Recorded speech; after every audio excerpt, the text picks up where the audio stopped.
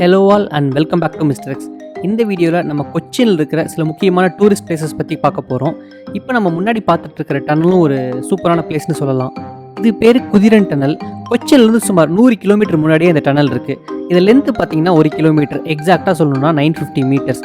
South இந்தியாவிலேயே இருக்கிற longest 6 lane tunnel இது தான். இந்த டனல் வந்து ஆனைமலையில் இருக்குது. கிட்டத்தட்ட 5 வருஷம் மேலே இருக்குது இந்த டனலை கன்ஸ்ட்ரக்ட் பண்ணி முடிக்க. அதுவும் பாதி வேலை தான் முடிஞ்சிருக்கு. கோயம்புத்தூர்லேருந்து கொச்சின் போகிற வழி மட்டும்தான் ஓப்பன் பண்ணியிருக்காங்க. இன்னும் கொச்சின் டு கோயம்புத்தூர் ரூட் க்ளோஸ்டாக தான் இருக்குது. சரியாக சொல்லணும்னா இந்த டனல் ஓப்பன் பண்ணி 3 மாதம் தான் ஆகுது. இந்த டனல்னால் நமக்கு வந்து கொச்சின் போகிற டிஸ்டன்ஸில் ஒரு 3 கிலோமீட்டர் சேவ் ஆகும். டிஸ்டன்ஸ்னு பார்த்தா கம்மி தான், பட் டைம் ரொம்பவே சேவ் ஆகும். ஏன்னா அது வந்து ஒரு மலையை சுற்றி போகும், அதுவும் 2 லேன் ரோடு தான். ஸோ 2 சைட் வெஹிக்கிள் வரனால அடிக்கடி எங்கள் டிராஃபிக் ஜாம் ஆகிறதுக்கு சான்சஸ் நிறையவே இருந்துச்சு. டனலை பற்றி தேவையான அளவு பேசியாச்சு. கொச்சின்லேயே இருக்கிற பெஸ்ட் டூரிஸ்ட் ஸ்பாட் எதுன்னு கேட்டிங்கன்னா நான் வந்து நாரக்கல் ஃபிஷிங் ஃபார்ம் தான் சொல்லுவேன். ஒரு நாள் முழுக்க டைம் ஸ்பெண்ட் பண்ணுற அளவுக்கு உங்களுக்கு இங்கே ஆக்டிவிட்டீஸ் வச்சுருக்காங்க. கயாக்கிங் ஆகட்டும், இல்லை பெடல் போட், ஸ்பீட் போட், அப்புறம் நீங்கள் ஃபிஷிங் கூட பண்ணலாம். இதை பற்றி தனியாகவே ஒரு வீடியோ போட்டிருக்கேன். நீங்கள் பார்க்கலன்னா மேலே இருக்கிற லிங்க் கிளிக் பண்ணி பார்த்துக்கோங்க. கொச்சினில் இருக்கிற முக்கியமான டூரிஸ்ட் ஸ்பாட்ஸ் எல்லாமே ஃபோர்ட் கொச்சி ஏரியாவில் தான் இருக்குது. எல்லாமே கிட்டத்தட்ட ஒரு 3 to 4 கிலோமீட்டர் சரௌண்டிங்கில் தான் இருக்குது. நீங்கள் ப்ராப்பராக பிளான் பண்ணிங்கன்னா ஒரே நாளில் இது எல்லா பிளேஸஸுமே கவர் பண்ணலாம். அதை பற்றி தான் நம்ம பார்க்க போகிறோம். ஃபஸ்ட்டு எந்த பிளேஸ் போகணும், எங்கெல்லாம் பார்க்கிங் பண்ணால் உங்களுக்கு வந்து தொந்தரவு இல்லாமல் ஈஸியாக பார்க் பண்ணி எடுத்துக்கலாம். ஸோ இதை பற்றி தான் பார்க்க போகிறோம். ஃபோர்ட் கொச்சி ஏரியாவில் இருக்கிற ஃபேமஸான ஸ்பாட்ஸ்லாம் எதுன்னு பார்த்தீங்கன்னா மட்டஞ்சேரி பேலஸ், இல்லைனா டச் பேலஸ்ன்னு சொல்லுவாங்க. அப்புறம் வந்து ஜூ டவுன், பரதேசி சின்னகாக், அப்புறம் Indian naval museum, saint Francis church, அப்புறம் சாண்டா க்ரூஸ் பெசிலிக்கா. இதை விட்டால் 2 பீச் இருக்குது, fort Kochi beach, Mahatma Gandhi beach. கொச்சியில் இருக்கிற பீச்சஸை பற்றி தனியாக இன்னொரு வீடியோவில் பார்க்கலாம். இப்போ நம்ம வந்திருக்கிற இடம் மட்டஞ்சேரி பேலஸ். ஃபோர்ட் கொச்சி ஏரியாவில் நீங்கள் ஃபஸ்ட்டு விசிட் பண்ணுற இடம் வந்து மட்டஞ்சேரி விசிட் பண்ணிட்டீங்கன்னா ரொம்ப பெட்டராக இருக்கும். 2 ரீசன். ஒன்று வந்து இங்கே பார்க்கிங்லாம் நிறையவே இருக்குது. அதுக்கப்புறம் நீங்கள் மட்டஞ்சேரி பேலஸ் விசிட் பண்ணும்போதே அங்கேயே பார்க் பண்ணிவிட்டு ஜூ டவுன், அப்புறம் பரதேசி சின்னகாக், இது 2யுமே நீங்கள் விசிட் பண்ணிடலாம். இது ஒரு பெரிய அட்வான்டேஜ். இங்கே பார்க்கிங் முன்னாடி இங்கே சைடில் இருக்குது. இங்கே இல்லைனாலும் கொஞ்சம் போய் டெடன் போய் நீங்கள் லெஃப்ட் எடுத்தீங்கன்னா அங்கே வந்து ஒரு பார்க்கிங் இருக்குது. ஸோ பார்க்கிங் உங்களுக்கு தாராளமாகவே இருக்கும். பார்க் பண்ணிட்டு இப்போ மட்டஞ்சேரி பேலஸ்குள்ளே போயிட்டுருக்கோம்.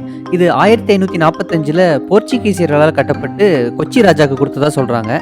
சரியா 118 வருஷத்துக்கு அப்புறம் இந்த பேலஸை வந்து டச் வந்து ரெனோவேட் பண்ணியிருக்காங்க. அதனால் இது வந்து டச் பேலஸ்னு கூட சொல்கிறாங்க. இந்த பேலஸ்குள்ளேயே ஒரு பகவதி அம்மன் கோவில் இருக்குது.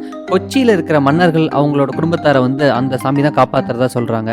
இங்கே நீங்கள் உள்ளே போகிறதுக்கு என்ட்ரி ஃபீஸ் 5 ரூபா. அதுவும் நீங்கள் வந்து QR கோடை ஸ்கேன் பண்ணி பே பண்ணிக்கலாம்.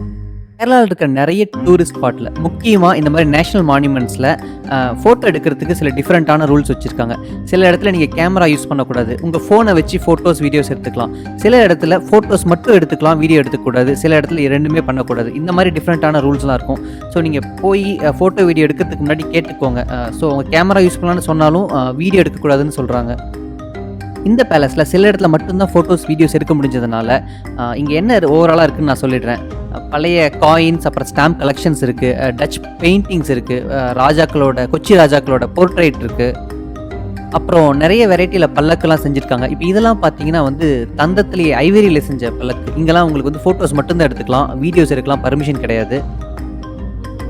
இந்த பேலஸோட இன்னொரு ஸ்பெஷாலிட்டி என்னென்னா, இது வந்து போர்ச்சுகீசியர்களால் கட்டப்பட்டிருந்தாலும் இது முழுக்க கேரளா ஸ்டைலில் இன்ஃபேக்ட் வாஸ்து சாஸ்திரப்படி கட்டினதாக வந்து சொல்கிறாங்க.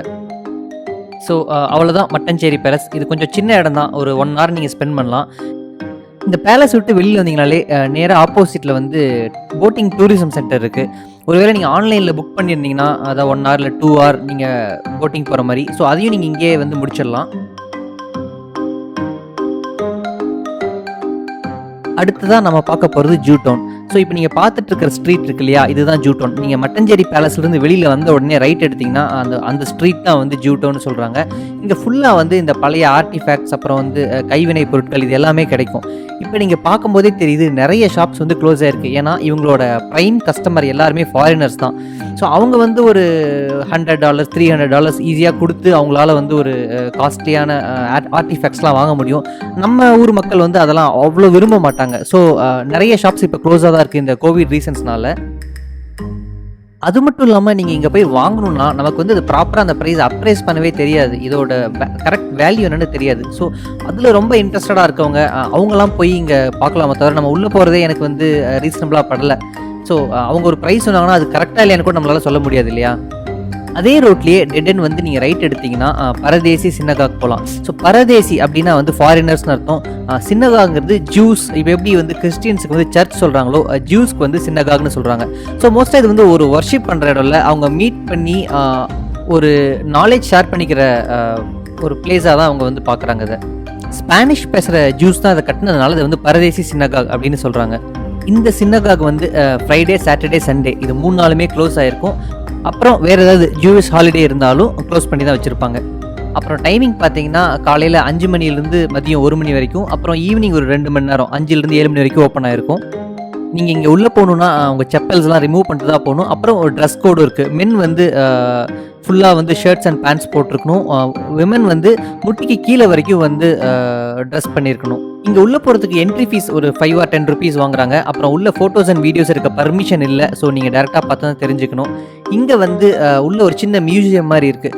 அங்கே வந்து இந்த ஜூஸ் எப்படி வந்தாங்க, அவங்களோட ஹிஸ்ட்ரி, அவங்க கொச்சினுக்கும் அவங்களுக்கு இருக்கிற கனெக்ஷன், இது எல்லாத்த பற்றியும் வந்து அவங்க ஒரு பெயிண்டிங்ஸாக போட்டு வச்சுருக்காங்க. அடுத்து இப்போ நம்ம 4வதாக பார்க்க போகிற இடம் INS Dronacharya Indian naval museum. எனக்கு இங்கே ஃபோர்ட் கொச்சி ஏரியாலேயே நான் நிறைய டைம் ஸ்பெண்ட் பண்ணது, எனக்கு ரொம்ப பிடிச்ச இடமும் இதுதான். உங்களுக்கு இங்கே தேவையான அளவு பார்க்கிங் ஸ்பேஸ் இருக்குது. சரி, இதை எப்படி இருக்குன்னு நம்ம போய் அடுத்து உள்ள பார்ப்போம்.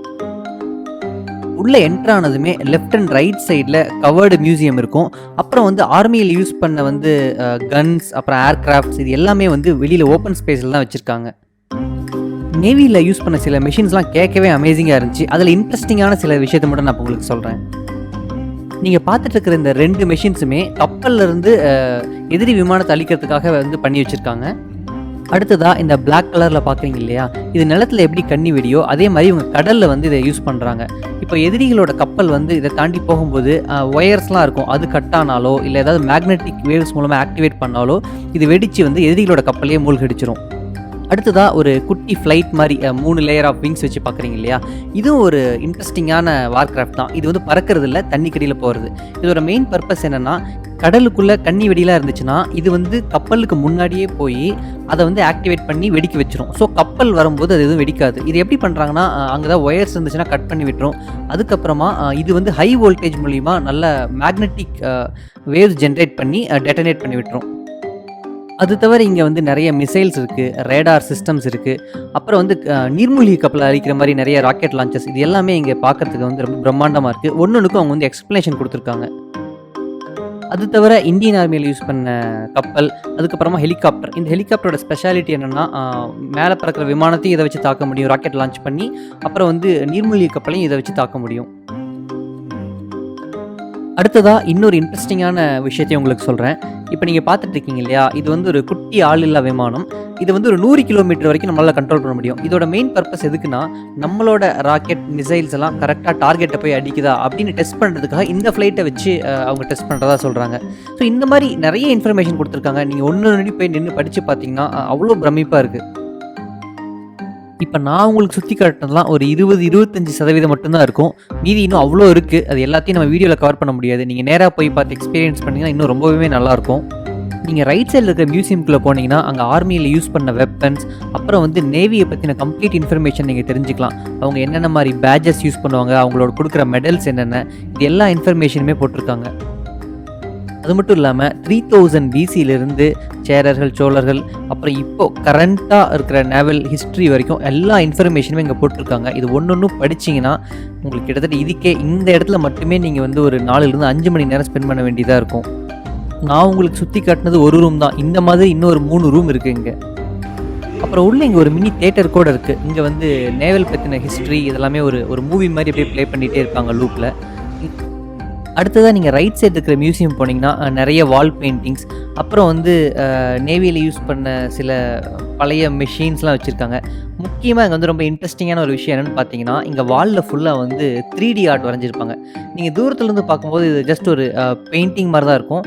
பட் பக்கத்தில் வந்து பார்க்கும்போது அது வந்து ஒரு ப்ராப்பரான ஒரு 3D ஆர்ட். இதில் வந்து கொச்சினோட நேவல் ஹிஸ்ட்ரியை கம்ப்ளீட்டாக வந்து ஒரு ரூமில் பண்ணி வச்சுருக்காங்க.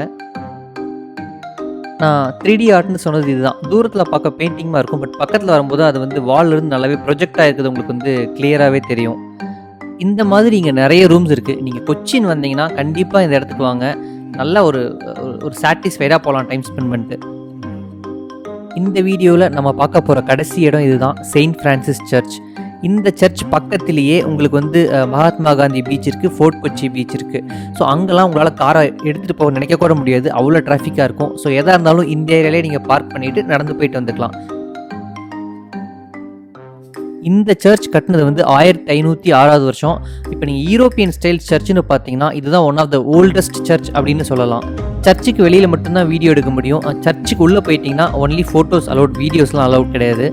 இந்த சர்ச்சுக்கு வாஸ்கோடகாமா சர்ச்னு இன்னொரு பேர் இருக்குது. என்ன ரீசன்னா 1502ல் கொச்சின் வர வாஸ்கோடகாமா ஒரு 22 இயர்ஸ் லேட்டர் 1524 இறந்துடுறாரு. அவர் இறந்த உடனே அவர் இங்கே தான் புதைக்கிறாங்க. வாஸ்கோடகாமாவை இங்கே தான் அடக்கம் பண்ணியிருந்தாலும் சரியாக 14 வருஷம் கழித்து அவரோட ரிமைன்ஸை வந்து லிஸ்பனுக்கு எடுத்து போயிடுறாங்க. இருந்தாலும் அந்த கல்லறையை அப்படியே தான் அங்கே வந்து மெயின்டைன் பண்ணி வச்சுட்ருக்காங்க.